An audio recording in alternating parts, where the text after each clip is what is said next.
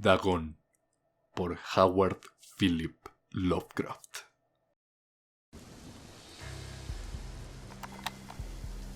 Grabo esto bajo una fuerte tensión mental, ya que cuando llegue la noche habré dejado de existir, sin dinero y agotado mis provisiones de droga, que es la única que me hace tolerable la vida. No puedo seguir soportando más esta tortura. Me arrojaré desde esta ventana a la sórdida calle de abajo. Pese a mi esclavitud a la morfina, no me considero un débil ni un degenerado. Cuando hayan escuchado esta grabación mal hecha, quizás se hagan idea, aunque no del todo, de por qué tengo que buscar el olvido o la muerte.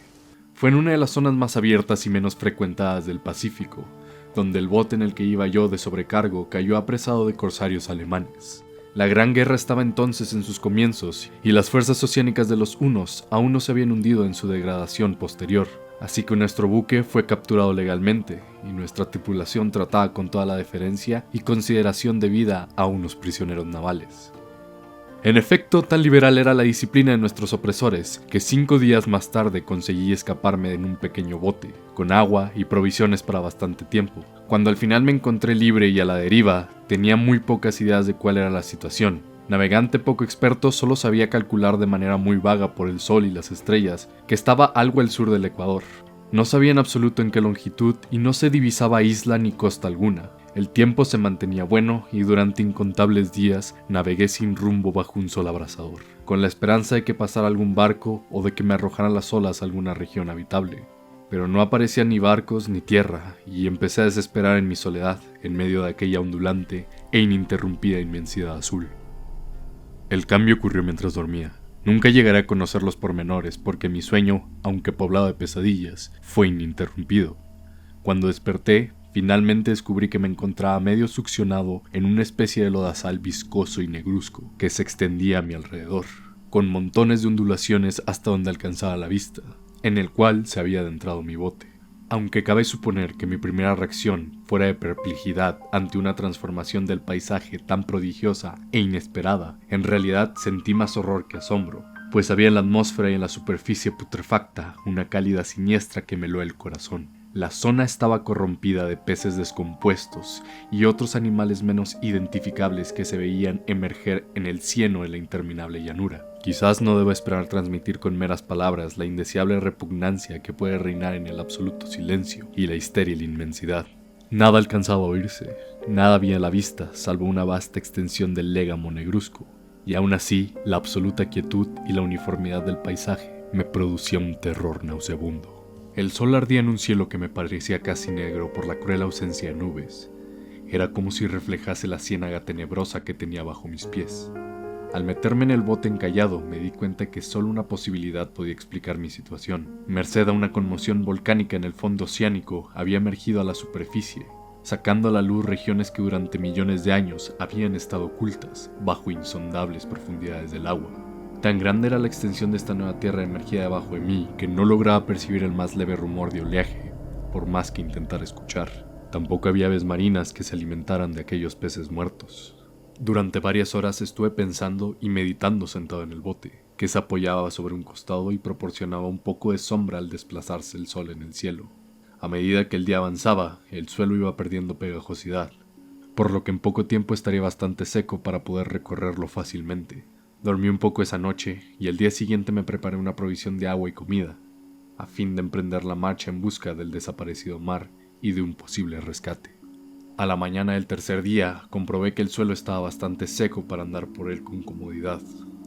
El hedor a pescado era insoportable, pero me tenían preocupado cosas más graves para que me molestara ese desagradable inconveniente, y me puse en marcha hacia una meta desconocida. Durante todo el día caminé constantemente en dirección a oeste, guiado por una lejana colina que se hacía notar por encima de las demás elevaciones del ondulado desierto. Acampé esa noche y al día siguiente proseguí la marcha hacia la colina, aunque parecía escasamente más cerca que la primera vez que la descubrí. Al atardecer del cuarto día llegué al pie de dicha elevación, que resultó ser mucho más alta de lo que me había parecido de lejos. Tenía un valle delante que hacía más pronunciado el relieve respecto al resto de la superficie. Demasiado cansado para emprender el ascenso, dormí en la sombra de la colina. No sé por qué mis sueños fueron extravagantes esa noche, pero antes que la luna menguante, fantásticamente gibosa, hubiese subido muy alto por el este de la llanura, me desperté cubierto de un sudor frío decidido a no dormir más. Las visiones que había tenido eran excesivas para soportarlas otra vez. A la luz de la luna, comprendí lo imprudente que había sido el viajar de día. Sin el sol abrasador, la marcha me hubiera resultado menos fatigosa. De hecho, me sentí de nuevo lo bastante fuerte como para acometer el ascenso que por la tarde no había sido capaz de emprender. Recogí mis cosas e inicié la subida a la cresta de la elevación. Ya he dicho que la ininterrumpida monotonía de la ondulada llanura era fuente de un vago horror para mí, pero creo que mi horror aumentó cuando llegué a lo alto del monte y vi, al otro lado, una inmensa cima o cañón, cuya oscura concavidad aún no iluminaba la luna. Me parecía que me encontraba en el borde del mundo, escrutando desde el mismo canto hacia un caos insonable de noche eterna. En mi terror se mezclaba extraños recuerdos del paraíso perdido y la espantosa ascensión de Satanás a través de remotas regiones de tinieblas. Al elevarse más la luna en el cielo, empecé a observar que las laderas del valle no eran tan completamente perpendiculares como me había imaginado. La roca formaba cornisas y salientes que se proporcionaban apoyos relativamente cómodos para el descenso, y a partir de unos centenares de pies, el declive se hacía más gradual. Movido por un impulso que no me es posible analizar con precisión, bajé trabajosamente por las rocas, hasta el declive más suave, sin dejar de mirar hacia las profundidades estigas donde aún no había penetrado la luz. De repente me llamó la atención un objeto singular que había en la ladera opuesta, el cual se erguía como a un centenar de yardas de donde estaba yo, objeto que brilló con un resplandor blanquecino al recibir de pronto los primeros rayos de la luna ascendente. No tardé en comprender que era tan solo una piedra gigantesca, pero tuve la clara impresión de que su posición y su contorno no eran enteramente obras de la naturaleza. Un examen más detenido me llenó de sensaciones imposibles de expresar, pues, pese a su enorme magnitud y su situación en un abismo abierto en el fondo del mar cuando el mundo era joven, me di cuenta, sin posibilidad de duda, de que el extraño objeto era un monolito perfectamente tallado, cuya imponente masa había conocido el arte y quizás el culto de criaturas vivas y pensantes. Confuso y asustado, aunque no sin cierta emoción de científico o de arqueólogo, examiné mis alrededores con atención. La luna, ahora casi en un cenit, se asomaba espectral y vívida por encima de los gigantescos peldaños que rodeaban el abismo, y reveló un ancho curso de agua que discurría por el fondo formando meandros, perdiéndose en ambas direcciones y casi lamiéndose los pies donde me había detenido. Al otro lado del abismo, las pequeñas olas bañaban la base del monolito, en cuya superficie podía distinguir ahora inscripciones y toscos relieves. La escritura pertenecía a un sistema jeroglífico desconocido para mí, distinto de cuantos yo había visto en los libros y consistente en su mayor parte en símbolos acuáticos esquematizados, tales como peces, anguilas, pulpos, crustáceos, moluscos, ballenas y demás. Algunos de los caracteres representaban evidentemente seres marinos desconocidos para el mundo moderno, pero cuyos cuerpos en descomposición había visto yo en las llanuras surgidas del océano. Sin embargo, fueron los relieves los que me fascinaron, claramente visibles al otro lado del curso del agua. A causa de sus enormes proporciones, había una serie de bajorrelieves cuyos temas habrían despertado la envidia de un Dor. Creo que estos seres pretendían representar hombres, al menos cierta clase de hombres, aunque aparecían retosando como peces en las aguas de alguna gruta marina, o rindiendo homenaje a algún monumento monolítico bajo el agua también. No me atrevo a describir con detalle sus rostros y sus cuerpos, ya que el mero recuerdo me produce náuseas. Más grotescos de lo que podría concebir la imaginación de un Poe o de un Bulwer, eran detestablemente humanos en general, a pesar de sus manos y pies palmeados, sus labios espantosamente anchos y flácidos, sus ojos abultados y vidriosos, y demás rasgos de recuerdo menos agradable. Curiosamente, parecían cincelados sin la debida proporción con los escenarios que servían de fondo, ya que uno de los seres estaba en actitud de matar una ballena de tamaño ligeramente mayor que él. Observé, como digo, sus formas grotescas y sus extrañas dimensiones, pero un momento después decidí que se trataba de dioses imaginarios de alguna tribu pescadora o marinera, de una tribu cuyos últimos descendientes debieron parecer antes de que naciera el primer antepasado del hombre de Piltdown o de Neandertal.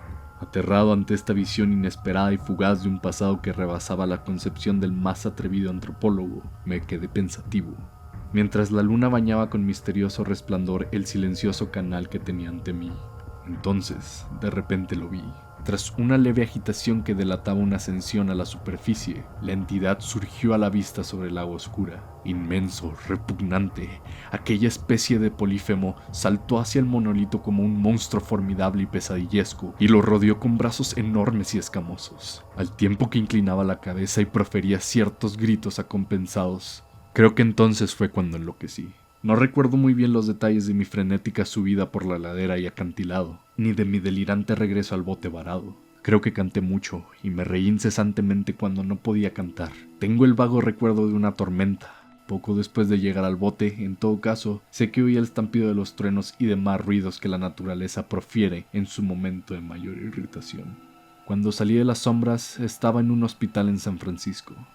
Me habían llevado allí el capitán de un barco norteamericano que había recogido mi bote en medio del océano.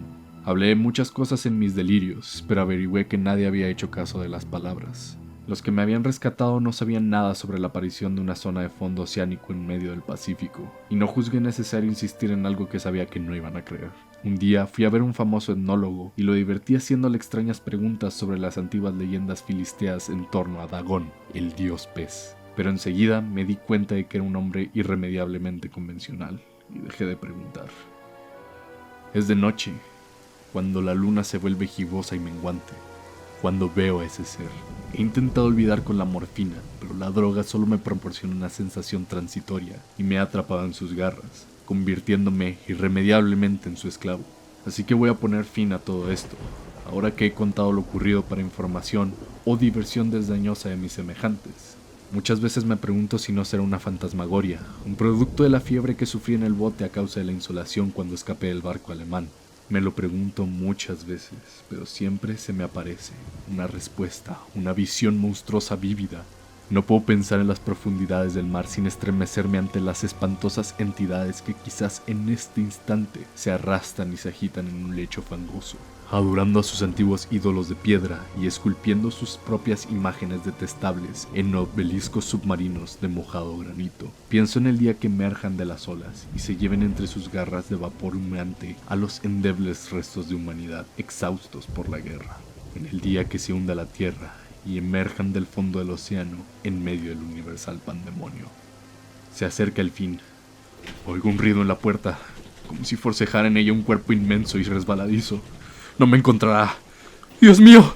¡Esa mano! ¡La ventana! ¡La ventana!